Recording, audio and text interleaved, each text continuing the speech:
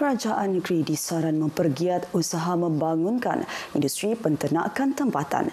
Ia sebagai langkah jangka panjang untuk menangani kenaikan harga daging lembu di negeri ini yang dilaporkan antara yang termahal di seluruh negara.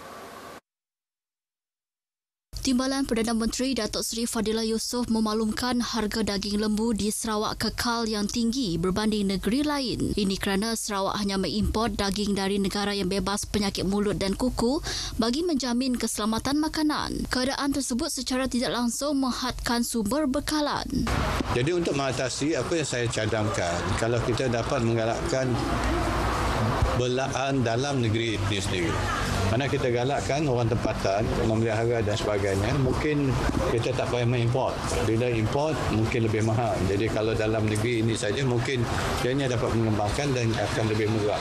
Beliau turut mencadangkan kementerian berkaitan sama ada di peringkat negeri maupun persekutuan memperkenalkan semula program seperti yang dilaksana Felda yang dapat melatih penternak tempatan serta membekalkan bakar haiwan berkualiti. Datuk Seri Fadilah ditemui pada majlis ibadah korban di Masjid Taman Hussein, Kampung Sungai Laroh, Putrajaya di Kuching. Sementara itu, Datuk Seri Fadilah yang juga ahli Parlimen Putrajaya turut hadir Majlis Ibadah Korban Anjuran Pemuda Parti Bersaka Bumi Putra Bersatu PBB N7 Semariang. Majlis berlangsung di Kampung Semariang Baru Fasa 3 di Kuching. Datuk Seri Fadilah turut melapah daging korban serta menyampaikan bungkusan daging kepada Wakil Ketua Pemuda Ranting. Sebanyak 100 kg daging korban hasil sumbangan beliau diagihkan kepada 20 Ketua Pemuda Ranting untuk disampaikan kepada golongan asnaf dari kawasan berkenaan.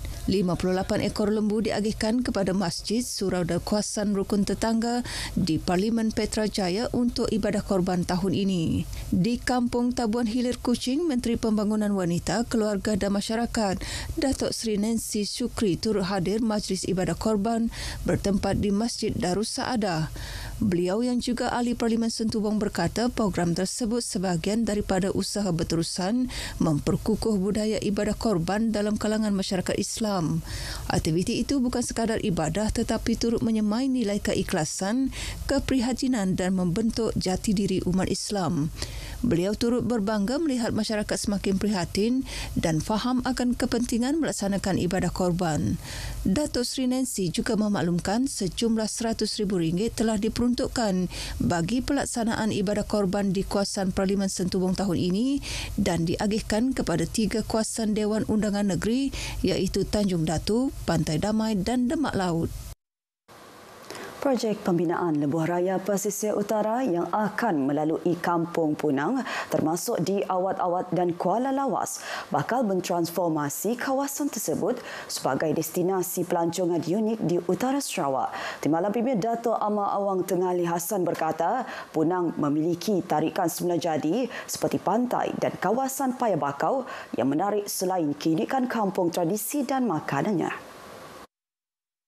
Tarikan tersebut mampu menarik pelabur luar untuk meneroka peluang membangunkan tempat-tempat pelancongan dan penginapan. Kawasan ini akan menjadi satu tarikan.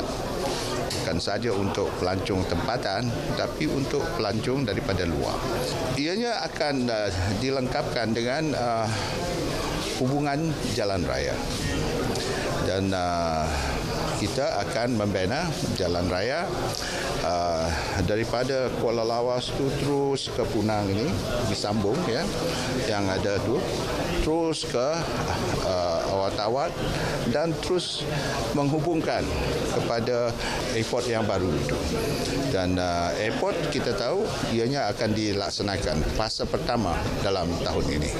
Beliau berkata demikian kepada media selepas meninjau perkembangan projek pembinaan Masjid Kampung Punang yang baharu di Lawas. Projek tersebut melibatkan dana RM6.8 juta yang diluluskan di bawah Agensi Pembangunan Wilayah Utara NRDA dan kini hampir siap sepenuhnya. Sambutan Gawai Dayak peringkat daerah Beluru berlangsung penuh meriah semalam di Dewan Masyarakat Beluru di Miri. Majlis Anjuran Timbalan Menteri Kesihatan Awam Perumahan dan Kerajaan Tempatan Datuk Dr. Pungwang Manggil yang juga ahli Dewan Undangan Negeri Marudi. Menurut Datuk Dr. Penguang, sambutan kali ini diadakan di lokasi awam bagi memberi peluang lebih ramai hadir untuk sama-sama meriahkan sambutan.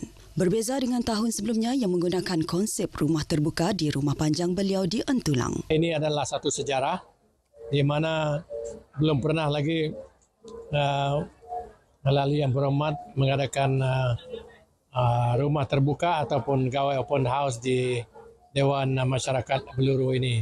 Semua hadir pada tahun ini untuk menyambut semua tetamu daripada seluruh N76 dan juga 78 dan ada juga yang datang dari Miri dan Subis. Jadi bagi saya ini sangat memuaskan dan I'm looking forward to have another one perhaps in years from now. Majlis itu turut menjadi landasan memupuk semangat perpaduan dalam kalangan masyarakat pelbagai kaum di Beluru selain mengetengahkan adat dan budaya Dayak melalui perayaan gawai yang diraikan bersama.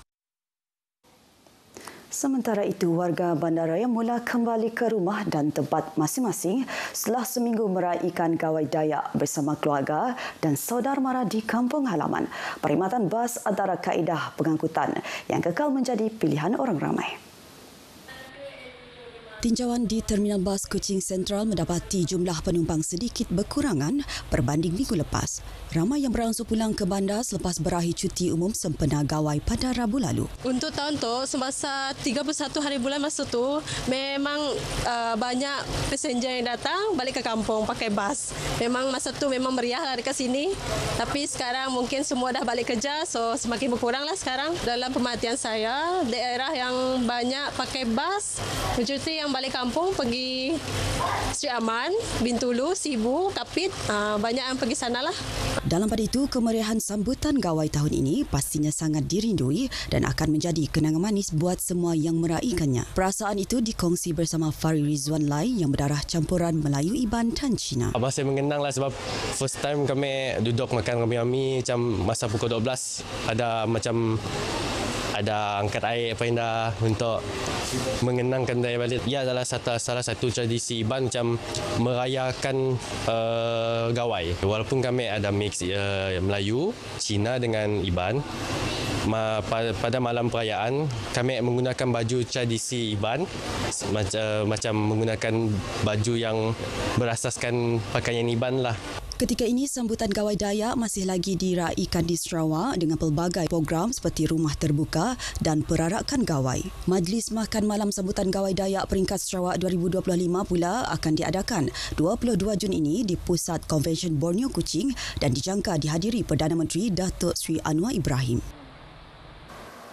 Sekian berita pagi Sarawak dari Sungai ke Sagara, Palestin pasti merdeka. Ikuti stadium RTM selepas ini untuk perkembangan sukan tanah air dan antarabangsa.